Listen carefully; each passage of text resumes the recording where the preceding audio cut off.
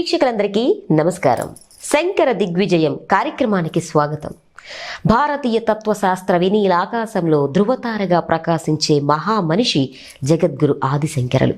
ఆ దివ్య అవతారమూర్తి కథామృతాన్ని తెలుసుకుంటూ ఎన్నో విషయాలను అవగతం చేసుకుంటూ శ్రవణం చేస్తున్నాం.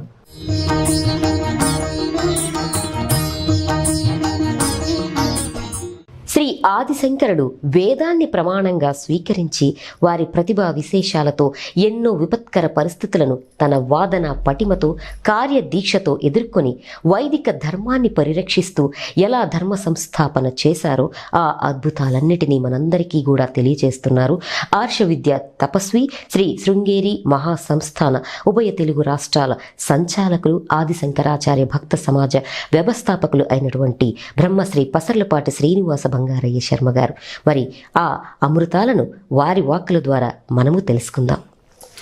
నమస్కారం శ్రీనివాస బంగారయ్య శర్మ గారు. నమస్కారం అమ్మా. అద్భుతంగా సాగిపోతుందండి శంకర దిగ్విజయ యాత్రనే అనుకోవచ్చు. మీ మాటల ద్వారా అందరికీ శంకరాచార్యులు గారి నుంచి చాలా చక్కగా తెలియజేస్తున్నారు. వారి గురువుగారి దగ్గర నుంచి సన్యాసం స్వీకరించిన తరువాత ఎటువంటి లీలలు లేదంటే అద్భుతాలు చూపించారో వారు చేశారో ఇవన్నీ కూడా తెలియజేస్తారా? తప్పకుండా అమ్మ. అసలు శంకరులు అంటేనే మనకి శరీరం ఒక్కసారి గగురు పొడుస్తుంది. ఆ రూపాన్ని, ఆ చిత్రపటంలో ఉండే రూపము, నలుగురు శిష్యులతో ఉండే ఆ స్వామిని అట్లా చూస్తూ ఉంటే ఎంత చూస్తున్నా ఇంకా తేర్పారి చూస్తూనే ఉండాలి అని అనిపిస్తుంది. అంత వైభవంగా మన వైదిక ధర్మం అంతా ఉట్టిపడేలాగా ఉంటుంది ఆ స్వామివారి యొక్క మూర్తి.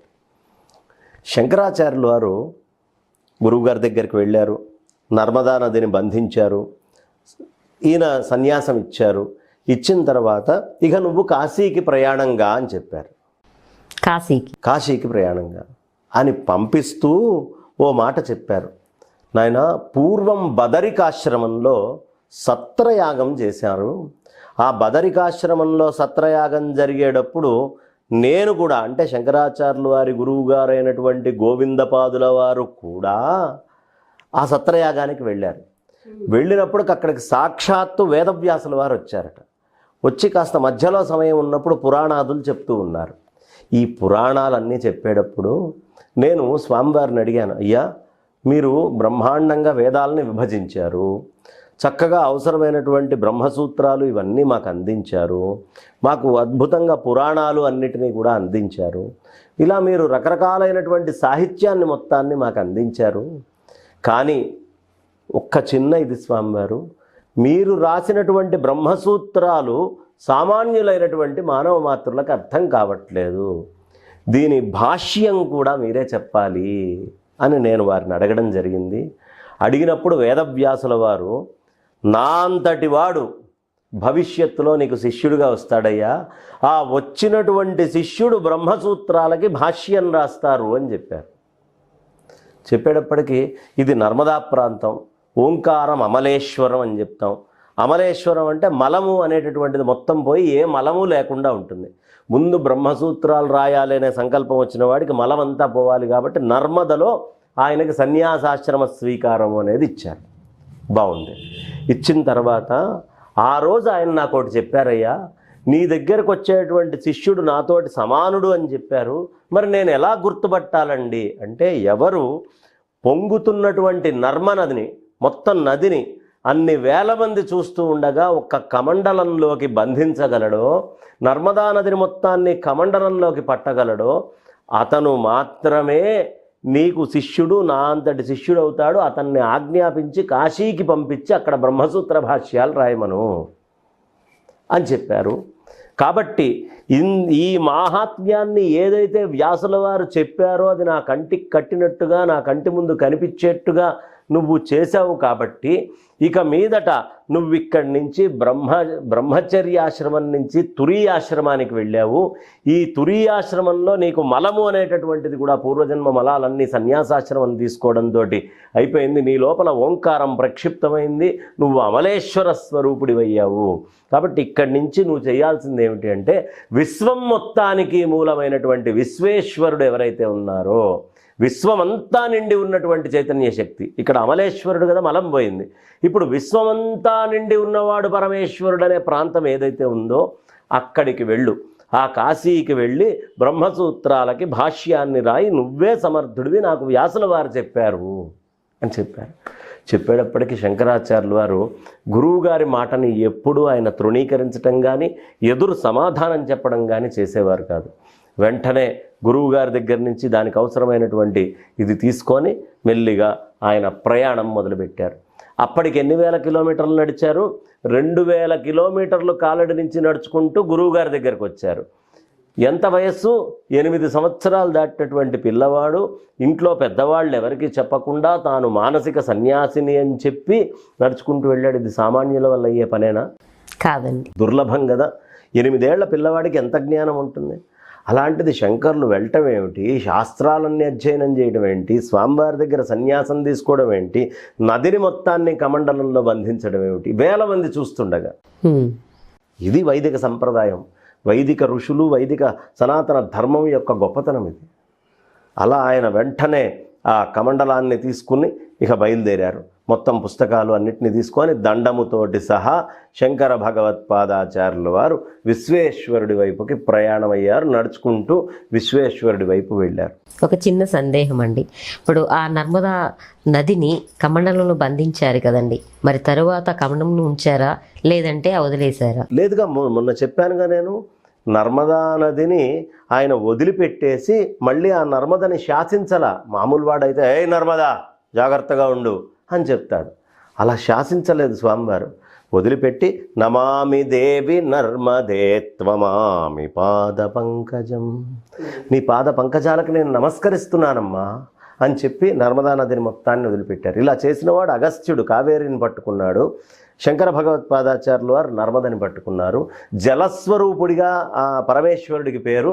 ఆ జలాల యందు పూర్ణమైనటువంటి శక్తి ఉన్నటువంటి వారు ఆదిశంకరులు కాబట్టి ఆదిశంకర భగవత్పాదాచార్యులు వారు మెల్లిగా కాశీ వైపు ఆయన యొక్క ప్రయాణం మొదలుపెట్టారు.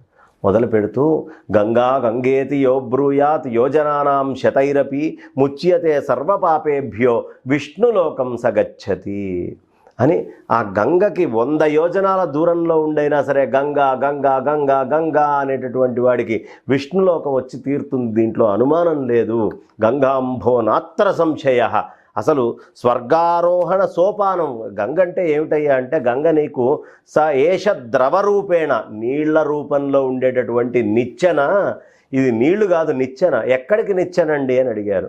స్వర్గారోహణ సోపాన, స్వర్గానికి వెళ్ళటానికి నిచ్చెన ద్రవం రూపంలో ఇక్కడుందయ్యా, దీంట్లో స్నానం చేసినటువంటి వాడికి అది లభిస్తుంది అని గంగ యొక్క మాహాత్మ్యాన్ని చాలా అద్భుతంగా అక్కడ బోధ చేస్తారు. కాబట్టి ఆ గంగ గురించి చాలా విశేషంగా రాగానే ఆ గంగ మీద అష్టోత్తర శతనామావళి, గంగ మీద అష్టోత్తరం రాస్తారు. గంగా అష్టోత్తరం ఎంత వైభవంగా ఉంటుందో. ఆ గంగా తరంగ రమణీయ భుజంగం ఎట్లాంటిదయ్యా అంటే చాలా తరంగాలతోటి రమణీయంగా ఉంటుందట ఆ గంగ. ఆ గంగని వర్ణించాలంటే ఆదిశంకర భగవత్పాదాచార్యులు వారే నర్మద నుంచి అట్లా వెళ్తూ వెళ్తూ ప్రయాగని చూసుకుంటూ ప్రయాగ మీదుగా ఒక్కొక్క క్షేత్రానికి వెళ్తూ గయా ప్రయాగలన్నీ పూర్తి చేసుకొని కాశీకి వెళ్ళారు శంకరాచార్యులు వారు. ఆ ప్రయాణం అంతా చేసి ఆ గంగ యొక్క గొప్పతనాన్ని కూడా చెప్పినప్పుడు అక్కడ ఆయనకి రకరకాలైనటువంటి శిష్యులు లభించారు. ఎవరయ్యా వాళ్ళు అంటే దేవాంశజులు, చిత్సుఖుడు అనేటటువంటి ఆయన, ఆనందగిరి అనేటటువంటి ఆయన, ఇలా శంకరుల దగ్గరికి వచ్చి శంకరుడు అనేటటువంటి వటవృక్షాన్ని ఆశ్రయించి ధన్యులయ్యారు వీళ్ళందరూ. మొట్టమొదట శంకరాచార్యుల వారికి శిష్యులైనటువంటి వాళ్ళు వీళ్ళు. అందులో సనందుడు అనేటటువంటి వాడు కూడా ఓ శిష్యుడిగా వచ్చాడు. ఆ సనందుడు అదైతే చిత్సుఖుడు అనేవాడు కేరళలో చిన్నప్పుడు ఆయనతో పాటు కలిసి చదువుకున్నటువంటి విద్యార్థి. ఆ విద్యార్థి సనందనుడిని కూడా వెంటనే గుర్తుపట్టారు. అలా శిష్యులందరినీ తయారు చేసుకున్నారు. ఈ శిష్యులందరినీ సంసిద్ధం చేసుకొని అక్కడ గురువుగారి స్మరణ చేశారు. సర్వ వేదాంత సిద్ధాంత గోచరం తమగోచరం గోవిందం పరమానందం సద్గురుం ప్రణతోస్యమహం. అన్ని వేదాంతాలు మనకు కనిపిస్తున్నాయి. సర్వ వేదాంతాలు, సిద్ధాంతాలన్నీ కనిపిస్తున్నాయి. కానీ ఆయన కనిపించట్లేదు. ఇప్పుడు నువ్వు ప్రశ్న వేస్తున్నావు అంటే నీకు భాష అర్థమవుతుంది, భాష చదవగలవు, భాష బయటికి చెప్పగలవు. నేను ప్రశ్నను అర్థం చేసుకోగలుగుతున్నాను అంటే నాకు భాష వచ్చు, నేను తిరిగి నీకు చెప్తున్నాను. కానీ నీకు భాష రావడానికి కారణమైన మీ అమ్మగారు ఇక్కడ లేరు, మీ నాన్నగారు ఇక్కడ లేరు, మీ గురువులు ఇక్కడ లేరు, దానికి సంబంధించినటువంటి ప్రశ్నలు లేవు. సర్వ వేదాంత సిద్ధాంత గోచరం, నీ ప్రశ్నలన్నీ గోచరం అవుతున్నాయి. నేను చెప్పే సమాధానాలకి కారణమైనటువంటి నా తల్లిదండ్రులు లేరు, నా గురువులు లేరు, నేను చూసిన పుస్తకాలు అవేవి ఇక్కడ లేవు, కానీ అవన్నీ గోచరం అవుతున్నాయి. సర్వ వేదాంత సిద్ధాంత గోచరం తం అగోచరం. గురువు ఎప్పుడు అగోచరంగా ఉంటాడు, కానీ మనలోనే ఉంటాడు, మనతోటే ఉంటాడు, మన నుంచి బయటకు వస్తూ ఉంటాడు. అలాంటి సద్గురుం గోవిందం అయినటువంటి ఆ సద్గురు ఎవరైతే ఉన్నారో ఆ గోవిందుడికి నేను నమస్కారం చేస్తున్నాను అని ఆయన నమస్కారం చేసుకొని శిష్యులతోటి ఆరంభం చేసి ఇక నుంచి కాశీలో జరిగేటటువంటి లీలలు వైభవాలు అన్నీ కూడా మనం చూడబోతున్నాం. కాశీ చాలా విశేషంగా ఉంటుంది. కాశీ ఆ శంకరాచార్యులు వారు కాశీ మీద ఒక అద్భుతమైన పంచకం చెప్పారు. అది వచ్చే భాగంలో చెప్పుకుందాం అని చెప్తూ నా వాణికి విరామాన్ని ఇస్తున్నాను. స్వస్తి. అద్భుతం అండి. వారు శంకరాచార్యులు వారు ఏం చేశారు అనేది, అంత చిన్న వయసులోనే శిష్యులను కూడా వారు సంపాదించుకోగలిగారు. వారితో పాటే అందరూ కూడా కాశీ వరకు ప్రయాణం చేసి ఉంటారేమో. మరి తరువాత భాగంలో మీరే మాటలు అనేవి వినాలని ఆతృత అనేది అందరికీ ఉందండి. ధన్యవాదాలు. విన్నారు కదండి, ఆదిశంకరాచార్యులు వారు సన్యాసం అనేది తీసుకున్న తరువాత గురువుగారి వద్ద నుంచి కాశీ ప్రయాణం అనేది ఏ విధంగా చేశారో అందరికీ కూడా అర్థమయ్యేలా అద్భుతంగా తెలియజేశారు కదా తన బంగారు వాక్కుల ద్వారా బంగారయ్య శర్మ గారు. ఈ వీడియో కూడా మీ అందరికీ నచ్చుతుందని ఆశిస్తూ మరలా ఇతర భాగాల కోసం ఎదురు చూస్తారని అనుకుంటూ నమస్కారం.